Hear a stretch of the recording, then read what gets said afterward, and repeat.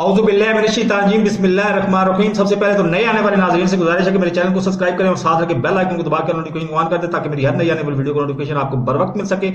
आज के बाद आपकी वीडियो 2 मिनट में खत्म हुआ करेगी। मैं डॉक्टरैन शरीफ डॉक्टरैन और इस पे बात करना चाहता हूं।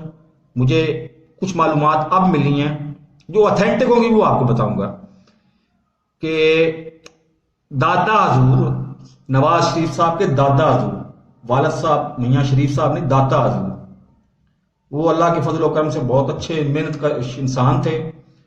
वो हिंदू थे और वो इधर से श्रीनगर से जाके कलकत्ता में बड़ी मंडी के दरमियान में वो बैठ के, तो वो अल्लाह के फजल करम से हार बेचा करते थे, मोतिये के हार।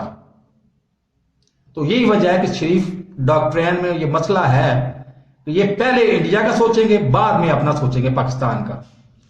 और दूसरी बात, इमरान खान रास्ता है सही सिमत में, मंजिल नहीं है, ये भी मंजिल नहीं है।